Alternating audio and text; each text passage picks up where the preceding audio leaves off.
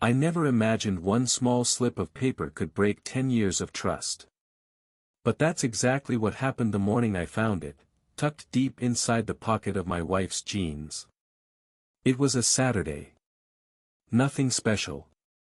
I was just doing laundry the way I always did. I remember humming some old song, thinking about breakfast, thinking about how normal everything felt. And then, the receipt fell out. At first, I didn't even look at it. I thought it was just another grocery run, or maybe a coffee receipt she forgot. But something made me pick it up.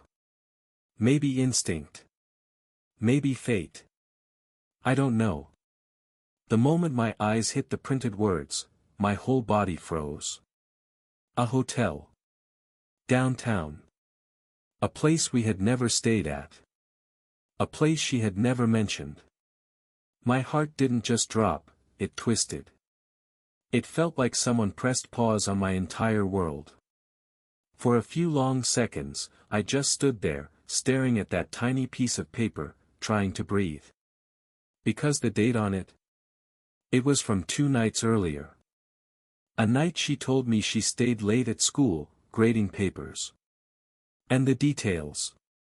2 entrees. 2 glasses of wine. A dessert for 2. And 1 room charge. Checked out the next morning. I read it once. Then again. And again. Each time, the words felt heavier, sharper. Like they were carving out the truth I didn't want to see. I kept telling myself, there has to be a good reason. You're jumping to conclusions. Don't assume the worst. But no matter how hard I tried, every excuse I came up with sounded thin. Weak. Forced. Why would she lie about where she was? Why didn't she mention a hotel? Why 2 meals? Why wine? Why a room? And the biggest question, the one that scared me the most, who was she with? I remember standing there in the laundry room, the washing machine humming behind me, the morning sun shining through the window like nothing was wrong. But inside, everything felt wrong. My mind raced in 100 directions, but I stayed completely still, clutching that receipt like it was the only thing holding the truth together. I didn't confront her that day. I didn't call her. I didn't send a message. I needed to understand what I was holding before I said a word. Because deep down, something told me this wasn't just a mistake, or a mix-up, or a forgotten detail. This was a crack. A crack in the story I believed for 10 years. A crack in the marriage I thought was solid. A crack Rachel never expected me to see. And yet, here it was. Right in my hands. One small slip of paper that whispered a truth I wasn't ready for. I had no idea then, that this receipt wasn't the whole story. It was just the beginning. The first clue in a much bigger plan, a plan I was never meant to uncover. If you asked anyone who knew us, they'd tell you Rachel and I had one of those solid, steady marriages. The kind people point to and say, those two, they've got it figured out. And honestly, for a long time, I believed that too. We lived in a quiet neighborhood in Ohio, nothing fancy, nothing wild. Just calm streets, friendly neighbors, and the kind of life that feels predictable in a good way. I worked as a project manager at a tech company downtown. She taught part-time at an elementary school. Our schedules lined up almost perfectly, and our routines felt comforting. Every morning, I'd brew the coffee while she packed her lunch. On Fridays, we ordered takeout from the same little Thai place. On weekends, we took slow walks at the park or wandered around the farmer's market. We didn't argue much. We didn't have big problems. We were steady. Or at least that's the story I told myself. Looking back now, I noticed tiny details, small signs that something was shifting long before that receipt fell into my hands. But at the time, I brushed them off. Because when you trust someone, really trust them, your mind doesn't jump to dark places. It tries to protect the picture you've built. It started maybe 6 months earlier. One evening, she came home later than usual. I remember asking if everything was all right, and she said she had stayed at school to help a struggling student. Her voice sounded normal enough. But she avoided eye contact when she said it. Just for a second. Just long enough to plant a tiny seed of doubt. Another time, she got a message on her phone and turned the screen down a little too quickly. I asked, "Everything okay?" She laughed, a short, strange laugh, and said it was just school stuff. I didn't question her. I wanted to trust her. I told myself I was overthinking. Then came the new clothes. Stylish outfits she didn't wear around me. A new perfume I didn't recognize. She said she bought them because she wanted to feel more confident at work. And again. I let it go. But the biggest shift was her tone. It wasn't obvious or harsh. It was subtle. A softness that disappeared. A patience that faded. She became quieter, more guarded, like she was carrying something she didn't want me to see. I'd ask if she was stressed, and she'd smile, the polite kind of smile, not the warm one I knew, and say, "I'm fine, Mark." Really. And I believed her. Because I wanted to believe her. It's strange how love works. You can stand inches away from the truth, and still convince yourself it's nothing. You ignore the late nights. You overlook the small lies. You tell yourself your marriage is too strong for secrets. But now, when I look back, I can see it so clearly, the cracks were already there. I just didn't want to admit it. That receipt didn't appear out of nowhere. It was the first clear sign of something that had been building for months. A truth I wasn't ready to face. I'll never forget the moment everything shifted. Not because of some loud argument or dramatic fight, but because of a tiny slip of paper that wasn't supposed to be there. It was an ordinary Saturday morning. I had just thrown a load of laundry into the washer, the kind of chore I'd done 100 times without thinking. Rachel's jeans were at the bottom of the basket, and as I lifted them, something fell out and landed on the floor. A receipt. At first, I didn't think twice. I almost tossed it in the trash. But something made me pause, maybe the way the ink looked darker, or maybe just simple curiosity. I picked it up, expecting it to be nothing. But the moment I saw the logo at the top, my heart jolted. A hotel. Not a store. Not a cafe. A downtown hotel we had never visited together. My hands suddenly felt heavy. I looked at the date printed near the top, and a sinking feeling washed over me. 2 nights earlier. The same night she said she stayed late grading papers at school. My breath caught in my throat. I read the date again, hoping I was wrong. But it was right there in front of me, printed in bold numbers, no room for confusion. Then I scanned the charges. 2 entrees. 2 glasses of wine. A dessert for 2. And 1 room charge. I felt like the ground shifted under my feet. For a moment, it was hard to breathe. My mind tried to make sense of it, searching for any explanation that made this harmless. Maybe she was helping a friend. Maybe it was a school event. Maybe the receipt wasn't hers. Maybe. But the more I looked at it, the more my chest tightened. There was no reason for her to be at a hotel that late. No reason to have dinner for 2. No reason for a room. Still, even with all those thoughts swirling in my head, I couldn't bring myself to jump to the worst conclusion. I didn't want to. I wasn't ready for that. Not after 10 years of marriage. Not after building a life together. So I held back. I didn't confront her when she walked into the kitchen that morning. She was humming lightly, pouring herself a cup of coffee like nothing was wrong. And for a split second, I almost convinced myself to forget what I found. To pretend everything was fine. But the receipt was still in my pocket. I could feel it, like a small, sharp reminder that something wasn't right. Instead of asking her, I watched her more closely.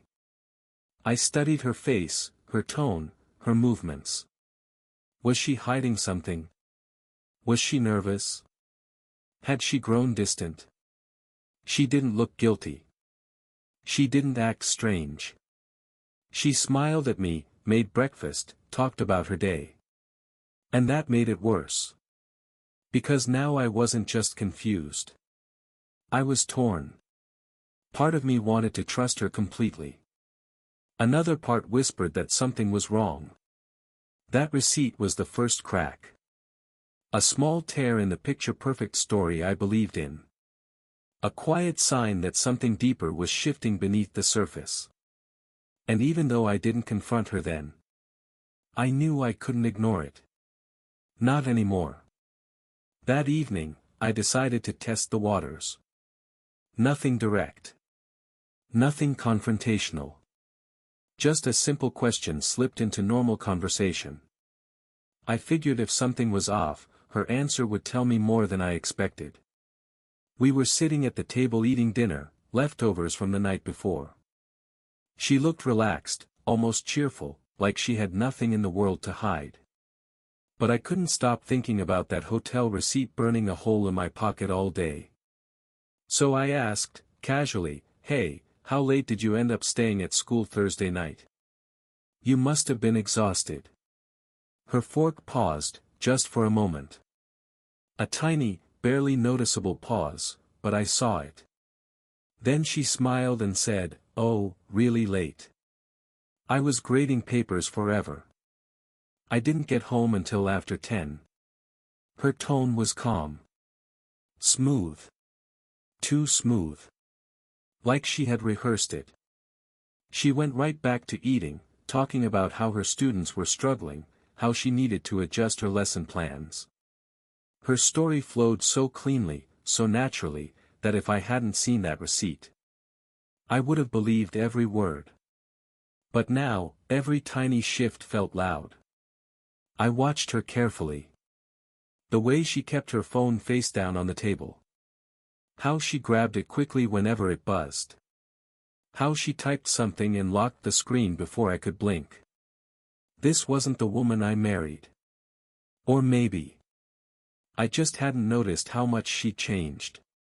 A few minutes later, she stood up to put her plate in the sink. When she turned around, I noticed the new blouse she was wearing, something she hadn't shown me, something she never mentioned buying. "New outfit?" I asked gently. She hesitated again. Another tiny pause. "Yeah, I picked it up on sale," she said, brushing it off like it meant nothing. But I knew her. And I knew she didn't hide clothes from me. At least not before. She sat back down, but her mood had shifted.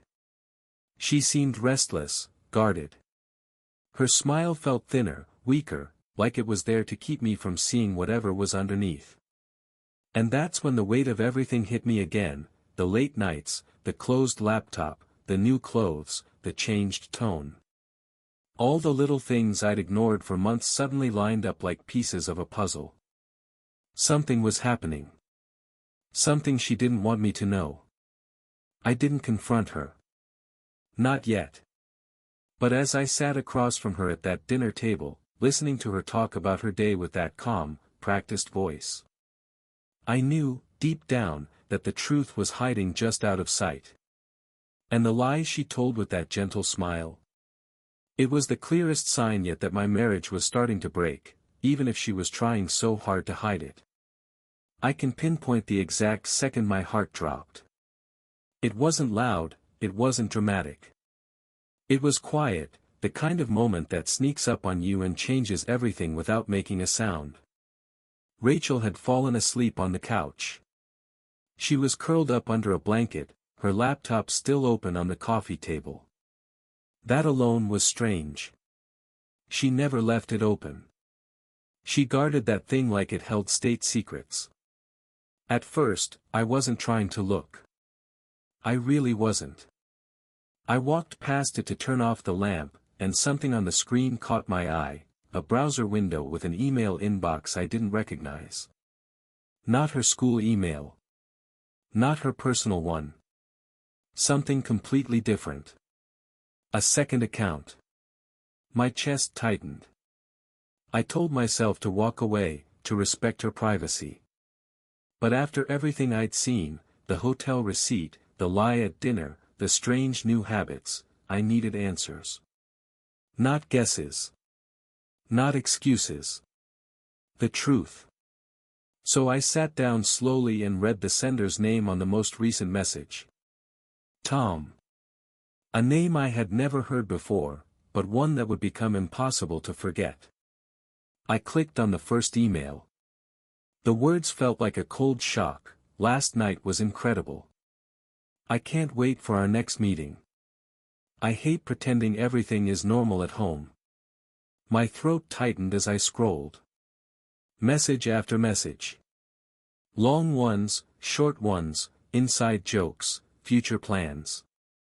Conversations filled with easy comfort, the kind she used to share with me. And then, the one that broke me. Everything is almost in place. I stared at that line until it blurred. My hands were shaking so hard I had to steady myself against the table. Almost in place. What did that even mean? What was she planning? And how long had this been going on? The deeper I scrolled, the clearer it became. This wasn't some random conversation. It wasn't a moment of weakness or a one-time mistake. No, this was something built quietly, step by step. They talked about timing. About keeping things calm. About moving forward soon. About me, how I never notice anything, how I'm too trusting to question it. Reading those words felt like someone had reached inside my chest and crushed something important. Not in a dramatic way, but in a slow, painful way that left me completely still. It was in that moment, sitting in the dim living room, laptop glow hitting my face, that everything snapped into focus. This wasn't an accident. This wasn't a misunderstanding.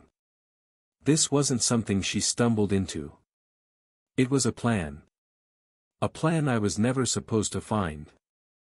A plan she thought I'd be too blind to see. But now, I saw everything. The more I scrolled through those emails, the more the picture became clear, painfully clear. This wasn't just a secret relationship. It wasn't just emotional messages or hidden meetings. What I found next changed everything. Rachel wasn't just pulling away from me. She was preparing to erase me.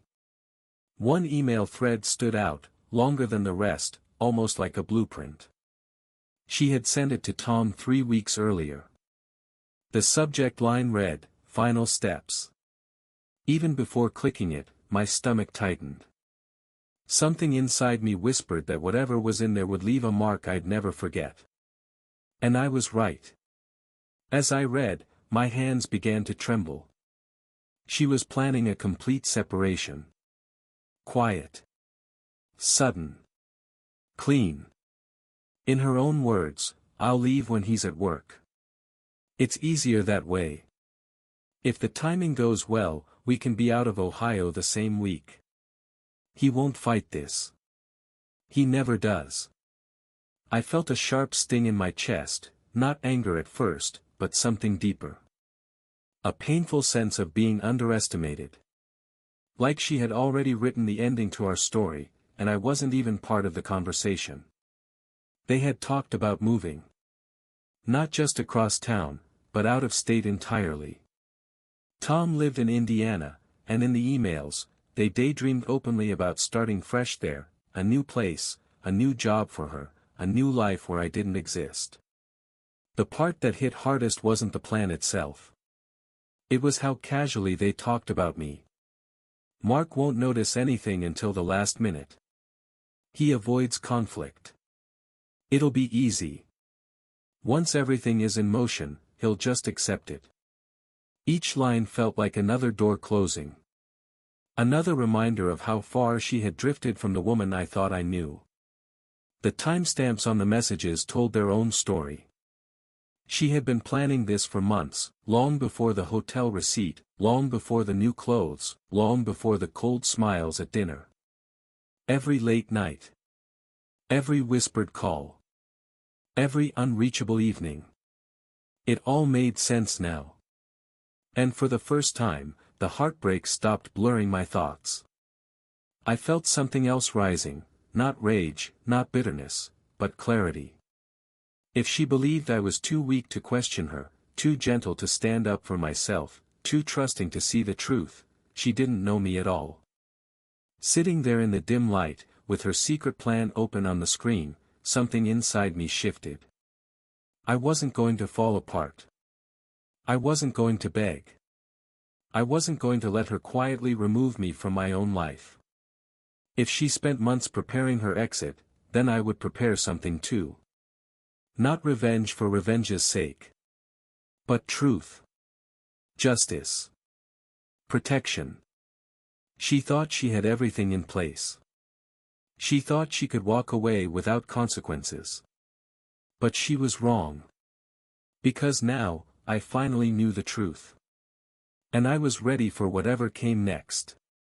The moment I learned the truth, I felt something inside me snap into place. Not anger. Not rage. Something calmer, sharper, like clarity settling into my bones. If she wanted secrets, then I would give her silence. The kind of silence she would never see coming. I didn't confront her that night.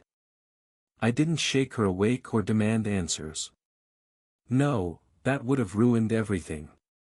Instead, when she stirred on the couch and asked why I was still up, I smiled and said, "Just couldn't sleep." My voice was steady. Too steady. She didn't notice. From that moment on, I played my part perfectly. Every morning, I acted normal, cheerful even. I asked about her day, helped with breakfast, kissed her on the forehead before work. And all the while, I was collecting everything she hoped I'd never find. I started with the emails. Screenshots. Dates. Times. Threads showing every step of her plan. Then the receipts, the hotel, the meals for two, the late-night charges. I saved everything in a folder on a flash drive I kept in my car. Next, I wrote a timeline. Every suspicious night. Every lie she told. Every meeting that didn't add up. The more I documented, the clearer the trail became. She thought she was being careful, but she left pieces everywhere, little breadcrumbs that painted the full picture once they were lined up. I wasn't gathering this out of spite. I was gathering it because I needed protection. I needed the truth on paper, not just in my head. And once I had enough, I took the next step. I met with a lawyer on my lunch break. A quiet office in a small building downtown, nothing dramatic. I told him everything, showed him the folder, explained what she was planning. He listened carefully, then leaned back in his chair and said words that left me stunned. "Mark, you're protected. More than you think." He explained that most accounts were in my name. The house? Legally mine. Her plan to move out of state. It wouldn't help her. All the evidence I collected. Enough to shield me from any surprise she tried to pull. For the first time in weeks, I felt a breath of relief. Not happiness, just relief. He helped me set up a plan, quiet, careful, legal. Not revenge for pain, but protection from betrayal. A plan that would make sure I didn't lose my home, my savings, or my stability, just because she thought she could walk away unnoticed. As I walked out of that office, I realized something important. She thought she had control. She thought I was clueless. She thought I would never stand up for myself. But while she hid behind secrets, I built something stronger. A plan made of quiet truth. A plan she would never see coming. And without me ever raising my voice, her entire scheme would eventually collapse. I remember the moment everything came crashing into the open. It started with a sentence I'd heard too many times. I have to stay late again. Grading week. Her voice was steady, but it didn't feel real anymore, like she was reading lines from a script she'd practiced over and over. She grabbed her bag, kissed me on the cheek, and left the house like nothing was wrong. But this time, I wasn't staying home wondering. I wasn't going to let doubt eat me alive. I grabbed my keys, drove downtown, and parked across from the hotel, the same one from the receipt. The one she thought I'd never question. I sat there for a while, watching people come and go, my heart pounding harder with every minute that passed. Part of me hoped she wouldn't show up. Part of me hoped I was wrong, that I had misunderstood everything. But deep down, I knew exactly what I was about to see. After nearly an hour, the elevator doors at the far end of the lobby opened, and there she was. Rachel stepped out laughing, her hand brushing her hair, dressed in a way that had nothing to do with work, makeup done, a new dress I'd never seen, heels she never wore around me. And walking right beside her, was Tom. For a split second, the whole world felt like it froze. My breath stopped. My thoughts went silent. Then she saw me. Her smile vanished instantly. Her face went pale, like the floor had been pulled out from under her. Tom stiffened beside her, eyes wide, like he had just walked into the one hallway he never wanted to be in. We stood there, the three of us, in a thick, heavy silence that said more than any words could. I didn't yell. I didn't ask questions. I didn't give her the scene she probably rehearsed excuses for. Instead, I reached into my jacket and pulled out a folded piece of paper, the receipt from the lawyer's office. The date, the consultation, the file number, all right there. I handed it to her gently, almost calmly. She took it with shaking hands.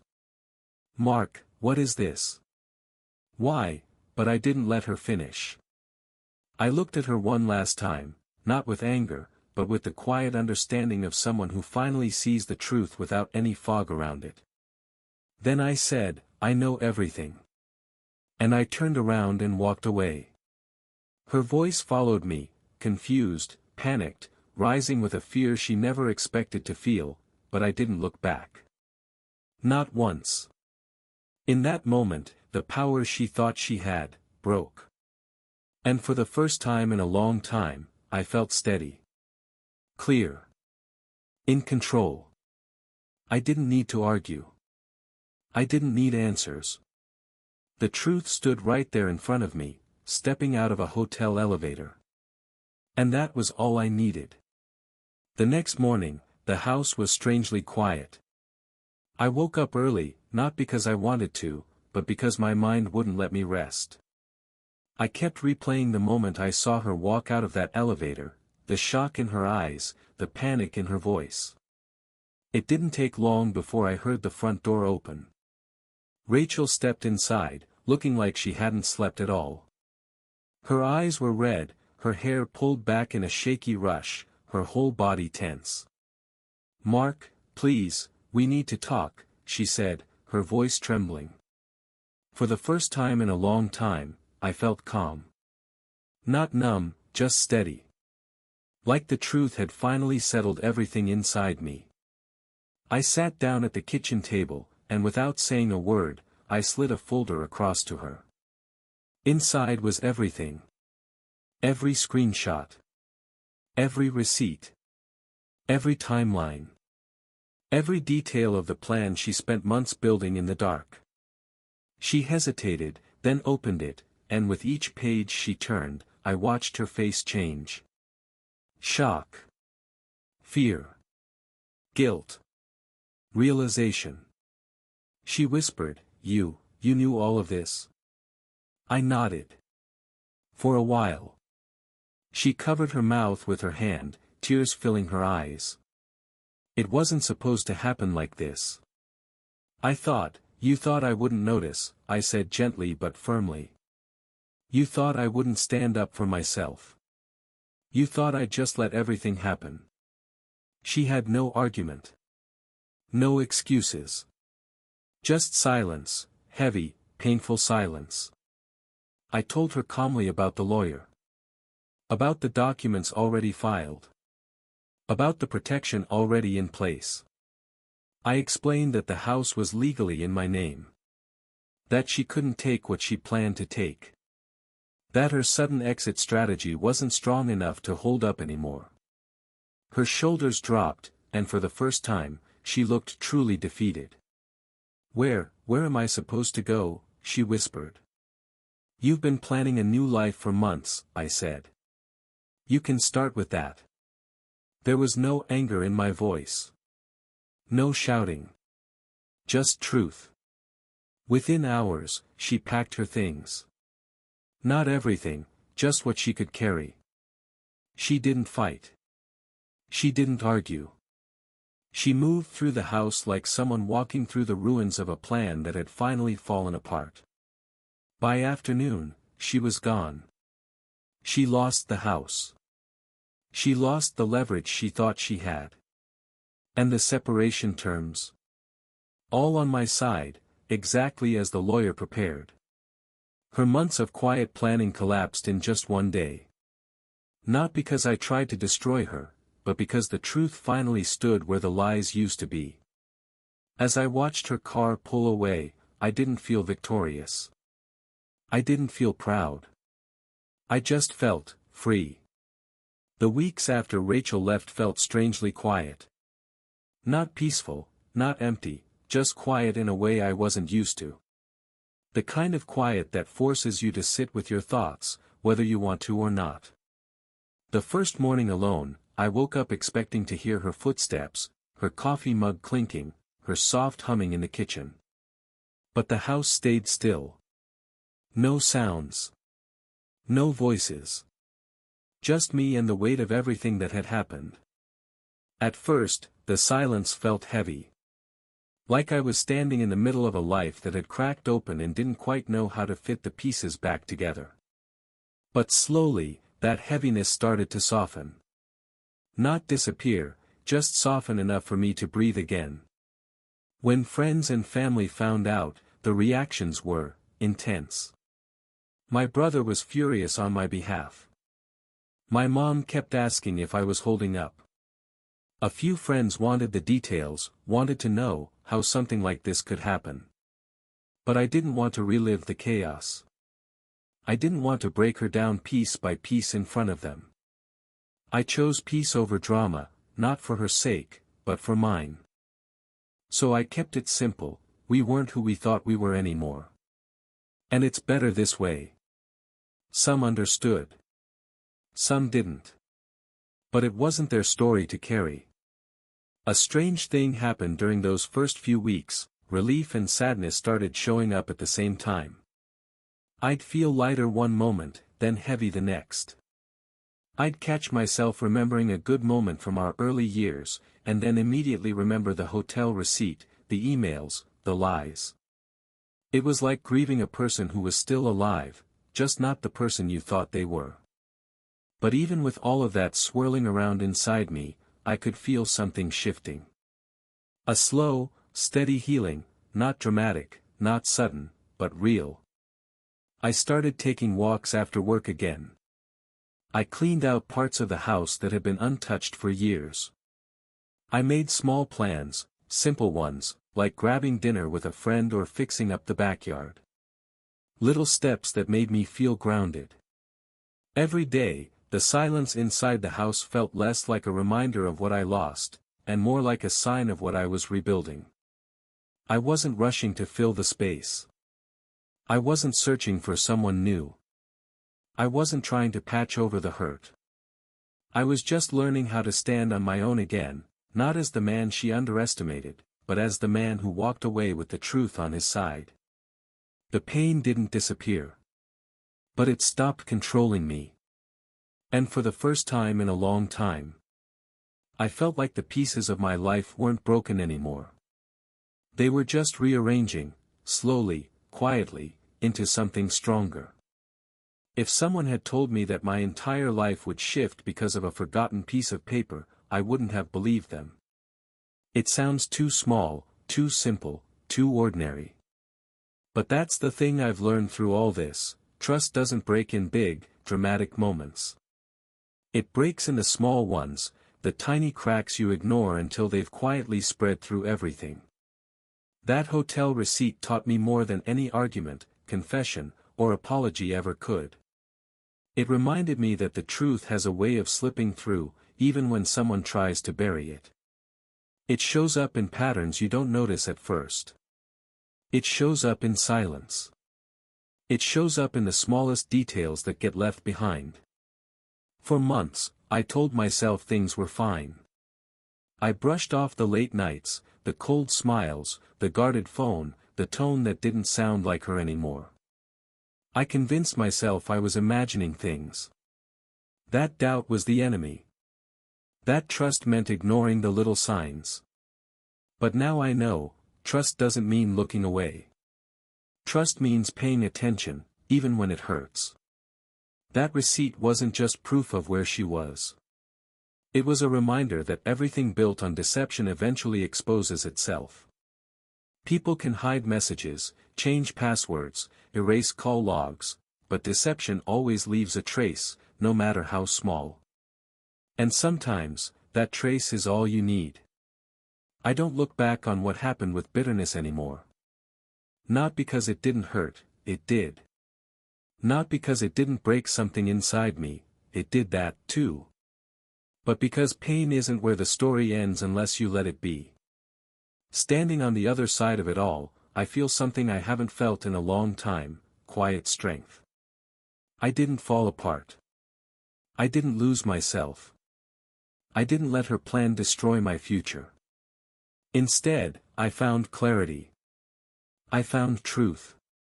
I found a version of myself I didn't know I needed, someone who refuses to be quietly removed from his own life, someone who can walk away without anger because he knows the truth speaks louder than any confrontation ever could.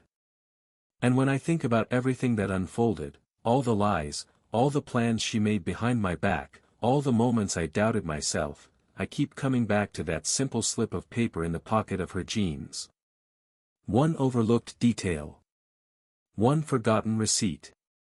One quiet truth that brought everything into the light. If there's a lesson in all of this, it's this: you can hide a lot in life. But you can't hide forever. Eventually, the truth shows up, even if it's written in faded ink on a small piece of paper. And sometimes, that's all it takes to set you free. If this story touched you, if you've ever felt that quiet break in trust, you're not alone. Hit like, subscribe, and share your thoughts below. Your support helps me tell more stories of truth, strength, and the courage to start again. Thank you for being here. Stay strong, and trust the signs your heart notices first.